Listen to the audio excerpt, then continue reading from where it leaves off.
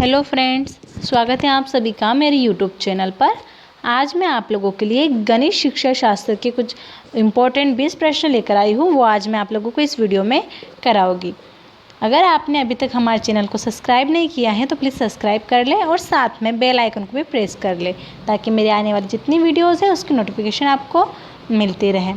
तो बिना देर किए स्टार्ट करते हैं हमारा आज का ये वीडियो। तो आज का हमारा पहला प्रश्न है, गणित सभी विज्ञानों का सीह द्वार और कुंजी है, यह विचार किसका है? यानी किसने कहा है कि जो गणित है वो विज्ञानों का सीह द्वार और कुंजी है? ऑप्शन है रोजर बेकन, डटन, हॉकबेन या पी सैमुअल। तो इसका सही आंसर होगा रोजर बेकन। रोजर बेकन जी ने कहा है कि गणित सभी विज्ञानों का सीह द्वार और कुंजी है। अगला प्रश्न है हमारा, वृत्त की परिधि तथा व्यास में संबंध ज्ञात करने हेतु किस विधि का प्रयोग होता है? ऑप्शन है आपके आगमन विधि, प्रयोगशाला विधि, संश्लेषण विधि या निगमन विधि। तो इसका सही आंसर होगा प्रयोगशाला विधि। क्यों प्रयोगशाला विधि? क्योंकि भाई हमें वृत्त की परिधि और व्यास ज्ञात करना है, तो उसके लिए हमें क्या चाहिए? एक वृत्त चाहिए, है ना, और उसकी त्रिज्या पता होनी चाहिए। हम एक विभिन्न क्रियाएं करेंगे और तब उसकी परिधि और व्यास में अंतर बता पाएंगे। तो इसलिए हम प्रयोग कर रहे हैं तो प्रयोगशाला विधि इसकी उपयुक्त विधि होगी। अगला है हमारा, माध्यमिक स्तर पर अंकगणित शिक्षण विधि है। कौन सी विधि है भाई माध्यमिक स्तर पर अंकगणित शिक्षण की? प्रयोगशाला विधि, विश्लेषण संश्लेषण विधि, आगमन निगमन विधि या उपयुक्त सभी। तो इसका सही आंसर होगा आगमन निगमन विधि। क्यों आगमन निगमन विधि? क्योंकि हम बच्चों के पूर्व ज्ञान पर आधारित पहले उनको उदाहरण भी देंगे और बाद में हमें खुद उनको नियम भी बताना पड़ेगा।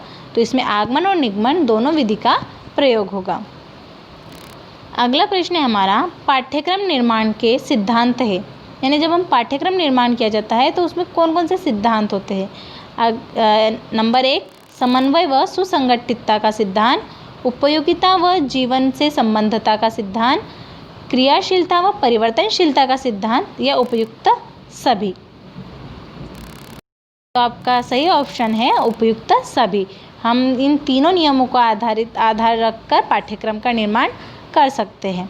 अगला प्रश्न है हमारा, हासिल का या हाथ का लगा सम प्रत्यय को गणित में सर्वप्रथम देने वाला कौन था? आपने देखा होगा हम जब कोई भी सवाल हल करते हैं, जैसे मैंने लिख दिया 25 + 8 तो कितना होगा? 8 × 5 = 13, 13 का 3, हाथ का 1। तो ये मैंने हाथ का 1 दिया, तो ये वाला नियम, ये संप्रत्यय किसने दिया? तो ये दिया था, बताओ जल्दी, अगर किसी को पता है तो, श्रीधर ने दिया था। श्रीधर जी ने हाथ का लगा संप्रत्यय दिया था। मुझे आशा है आप लोगों को समझ में आ गया होगा और इन सबको आपको याद रखना है और भूलना तो बिल्कुल भी नहीं। अगला है हमारा, छात्र वृत्त तथा गोले में तुलना करता है। यानी एक छात्र है वो वृत्त और गोले में तुलना करता है। ये वृत्त हो गया और ये एक गोला हो गया, बॉल है ना। वह किस उद्देश्य की पूर्ति करता है? किस उद्देश्य की पूर्ति कर रहा है वो? अगर दोनों में तुलना कर रहा है तो एक तो ज्ञान, अवबोध, कौशल या ज्ञानोपयोग। बताओ, इसका सही आंसर होगा अवबोध। वो जान रहा है, ज्ञान प्राप्त कर रहा है एक अलग से। ज्ञान तो उसको है, कौशल तो अपने आप बच्चों में होते हैं, ज्ञान उपयोग तो ज्ञान के उपयोगी होगा, लेकिन एक अवबोध होगा। अवबोध का मतलब होता है जानना। क्या होता है? जानना या ज्ञान प्राप्त करना, ये भी बोल सकते हैं हम। तो इसका सही आंसर होगा जानना या अवबोध। अगला है हमारा, एक अध्यापक गणित शिक्षण में अवरोही क्रम का अनुसरण कर रहा है, वह किस विधि से प्रेरित है? नंबर 1, प्रयोगशाला विधि, आगमन विधि, निगमन विधि या संश्लेषण विधि। तो इसका सही आंसर होगा निगमन। अब इसका सही आंसर निगमन विधि कैसे होगा? देखो मैं बताती हूँ। एक कोई अध्यापक है वो अवरोही क्रम का अनुसरण कर रहा है। अवरोही मतलब ऊपर से नीचे की ओर, यानी बड़े से छोटे की ओर। हम बोलते हैं ना आरोही और अवरोही। आरोही मतलब छोटे से बड़ा और अवरोही मतलब बड़े से छोटा। तो भाई अगर वो अवरोही क्रम का अनुसरण कर रहा है तो उसने पहले बच्चों को नियम बताया होगा। ये बताया होगा उसने कि जब हम बड़ी संख्या से छोटी संख्या की ओर आते हैं तो वो अवरोही क्रम होता है। तो किस नियम का अनुसरण किया उसने? निगमन विधि का अनुसरण किया। यानी पहले नियम बताया और फिर उससे संबंधित बच्चों को प्रश्न करवाए। मुझे आशा है ये समझ में आया होगा। अब अगला है हमारा प्रयोगशाला विधि किस विधि का विस्तृत रूप है? यानी हम जो प्रयोगशाला विधि है वो किस विधि का विस्तृत रूप है? आगमन विधि का, निगमन विधि का, इकाई विधि का या संश्लेषण विधि का? इसका सही आंसर होगा आगमन विधि। क्यों आगमन विधि? क्योंकि भाई अगर हम प्रयोगशाला में जा रहे हैं, अगर प्रयोगशाला विधि का प्रयोग कर रहे हैं तो सबसे पहले बच्चों को बहुत सारे उदाहरण देने पड़ेंगे, तभी बच्चे उस चीज़ के बारे में, उस प्रयोग के बारे में अच्छे से समझ पाएंगे। तो इसलिए प्रयोगशाला विधि किस विधि का विस्तृत रूप है? आगमन विधि का विस्तृत रूप है। अगला है हमारा किसी खेत का क्षेत्रफल का ज्ञान कराने में सहायक विधि होगी। अगर हम किसी खेत का क्षेत्रफल ज्ञात करा रहे हैं, मान लो कोई खेत है, इसका क्षेत्रफल ज्ञात कराना है पूरे का, तो कौन सी विधि सहायक होगी? आगमन विधि, निगमन विधि, क्रिया विधि या प्रदर्शन विधि?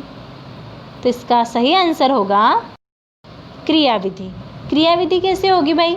क्योंकि भाई हम क्रिया करेंगे ना, उसमें अगर किसी खेत का क्षेत्रफल पूछा है हमें, तो हम क्या करेंगे? एक तो उसकी लंबाई लिखेंगे, उसकी चौड़ाई लिखेंगे, और क्या करेंगे? क्षेत्रफल क्या होता है किसी खेत का, या फिर अगर कोई खेत आयताकार है तो लंबाई गुना चौड़ाई इसका क्षेत्रफल होगा। तो क्रिया कर रहे हैं हम उसमें, तो इस प्रकार क्रिया विधि इसका सही आंसर होगा। अगला प्रश्न है हमारा किसी वृत्त की परिधि व व्यास में संबंध स्थापित करना, इनमें से कौन सी विधि सहायक होगी? ये प्रश्न शायद फिर से आ गया अपना, तो हम इसको स्किप कर देते हैं, अगला प्रश्न देखते हैं। इसका सही आंसर आपको पता ही होगा, क्या होगा? प्रयोगात्मक विधि होगा, है ना। वृत्त की परिधि और व्यास में अगर संबंध बताना है तो। अगला प्रश्न है हमारा गणित विषय की पाठ्य पुस्तकें किस विधि पर आधारित होकर लिखी जाती है? यानी अगर गणित विषय की हमें पाठ्य पुस्तक का निर्माण करना है तो वो किस विधि पर आधारित होगी? एक संश्लेषण विधि, प्रयोगात्मक विधि, आगमन विधि या प्रदर्शन विधि? बताइए, अगर किसी को पता होगा तो प्लीज़ कमेंट करके ज़रूर बता देना, और आपको आज के टेस्ट में कितने मिलेंगे वो भी आप बता देना। तो इसका सही आंसर होगा संश्लेषण विधि। संश्लेषण विधि क्या होती है? अनेक को एक करना, यानी बहुत सारी अगर हमें चीज़ें पता है, अलग अलग चीज़ें, बहुत सारी चीज़ों के बारे में अगर ज्ञान है तो हम क्या करेंगे? सबको एक कर देंगे, है ना। इन सबको एकजुट कर देंगे और किसी सारी जानकारी किसी एक ही माध्यम में देंगे। जैसे मान लो मैंने कोई वीडियो बनाया संख्या पर आधारित, मैंने अलग अलग 3 वीडियो बनाए, तो क्या करूँगी? मैं उन तीनों को एक ही वीडियो में बना दूँगी। तो ये इस प्रकार उदाहरण से बता रही हूँ मैं, ऐसा नहीं होता। तो इस प्रकार हम संश्लेषण विधि को लिख सकते हैं। मैं आपको एक पूरा वीडियो बताऊँगी, पूरी विधियों पर आधारित एक अलग से वीडियो बनाऊँगी मैं। अगला प्रश्न है हमारा इकाई उपागम किस शिक्षाविद ने दिया? यानी इकाई उपागम किस शिक्षाविद ने दिया था? इसका सही आंसर होगा मॉरिसन ने। इकाई उपागम क्या है? अब आप लोग सोचोगे इकाई उपागम कहाँ से आ गया? तो एक जैसे आप लोगों ने वो पढ़ा था, सूक्ष्म शिक्षण विधि पढ़ी होगी, है ना। इकाई उपागम विधि पढ़ोगी, ये एक विधि का ही रूप है इकाई उपागम विधि, तो ये दी थी मॉरिसन ने। अगला है हमारा नेत्रहीन विद्यार्थी के लिए ब्रेल लिपि का प्रतिपादन किसने किया? ये तो बहुत सिंपल सा प्रश्न है, ये आप सबको पता ही होगा। इसका सही आंसर होगा लुई ब्रेल ने। अब भाई मैंने आपको पहले जो वीडियो बनाया है उसमें बताया है कि लुईस ब्रेल ने क्या किया था। जो पहले जो ब्रेल लिपि थी वो 9 बिंदुओं पर आधारित थी, लेकिन लुईस ब्रेल ने उसको 6 बिंदुओं पर आधारित कर दिया। तो ये आपको ये लुईस ब्रेल की जो कहानी है ये बहुत ही अच्छी है। उनके बारे में बचपन में ही उनकी एक आँख में एक औजार चले गया था, जिसके कारण उनकी नेत्र दृष्टि जो है वो बंद हो गई थी। एक आँख की नेत्र दृष्टि खत्म होने के बाद उनकी दूसरे आँख की भी नेत्र दृष्टि खत्म हो गई, जिसके कारण से उनको बहुत मतलब दुखों का सामना करना पड़ा था, और उन्होंने ही लुईस ब्रेल ने ही ब्रेल लिपि का आविष्कार किया था। अगला है जैकब एल मोरेनो का संबंध किस विधि से है? ऑप्शन है प्रश्नोत्तर विधि, सूक्ष्म शिक्षण विधि, व्यक्ति अध्ययन विधि या समाजमिति विधि। तो इसका सही आंसर होगा समाजमिति विधि। अब आप बोलोगे भाई ये समाजमिति विधि क्या है? आपको प्रश्नोत्तर विधि भी पता है, सूक्ष्म शिक्षण भी पता है, व्यक्ति अध्ययन भी पता है, लेकिन समाजमिति क्या है? तो समाजमिति एक ऐसी विधि है जो एक समूह की संरचना का अध्ययन करने और उस समूह के प्रत्येक व्यक्ति के पारस्परिक सामाजिक संबंधों की स्थिति को मापने की जो तकनीक होती है उसे समाजमिति विधि कहा जाता है। यानी किसी समाज में कोई व्यक्तित्व एक समूह है, उस समूह के इसको जानना, समूह के संबंधों को जानना, यही समाजमिति विधि में आएगा। अगला है हमारा समस्या समाधान विधि का सोपान है। क्या है भाई समस्या समाधान विधि का सोपान? सूचनाओं का संग्रह करना, समस्या की प्रकृति निर्धारित करना, निष्कर्ष निकालना या आंकड़ों को संगठित करना। अब समस्या समाधान से ही पता चल रहा है कि भाई निष्कर्ष निकालना होगा, है ना। अगर हमें कोई समस्या आ गई है तो हम क्या करेंगे? उसका एक निष्कर्ष निकालेंगे, उसका हल ढूंढेंगे। तो निष्कर्ष निकालना इसका सही आंसर है। कभी कभी प्रश्नों में ही उत्तर छुपा होता है। अगला है गणित विषय की विशेषता है। अब गणित विषय की क्या विशेषता है कि भाई वो तर्कपूर्णता है, परिणामों की निश्चितता है, शुद्धता है या फिर सभी है। तो इसका सही आंसर तो आपको पता होगा, इसका सही आंसर क्या होगा? सभी होगा, है ना। क्यों सभी? क्योंकि गणित विषय जो है वो तर्कपूर्ण भी है, परिणामों की निश्चितता भी उसमें और शुद्धता भी है, तो इसलिए सभी ऑप्शन है। अगला है हमारा चिंता, बोध, तर्क शक्ति, विश्लेषण की क्षमता बढ़ाने वाला विषय कौन सा है? भूगोल, गणित, समाज विज्ञान या भाषा। तो इसका सही आंसर आप सभी को पता ही होगा कि जो गणित विषय है वो कैसा है? हमारी तर्क शक्ति बढ़ाता है, हमारी चिंतन शक्ति बढ़ाता है ना। तो गणित विषय इसका सही आंसर होगा। अगला प्रश्न है गणितीय निष्कर्ष सर्वमान्य होते हैं क्योंकि, मतलब जो गणित के जो निष्कर्ष होते हैं वो सभी जगह समान होते हैं। क्यों समान होते हैं? ये एक तर्क पर आधारित है, ये सबके विचारों का आदर करते हैं, ये परिस्थिति के अनुकूल होते हैं या उपयुक्त सभी। तो भाई इसका जो सही आंसर क्या होगा बताओ?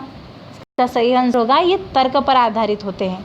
क्यों तर्क पर आधारित होते हैं? क्योंकि भाई ये सबके विचारों का आदर, ऐसा थोड़ी ना है कि सबके विचारों का आदर करेगी इसलिए अगर तूने बोला 2 को 4 बोलेगा तो 4 ही बोलेगे 2 को, ऐसा है क्या? नहीं है।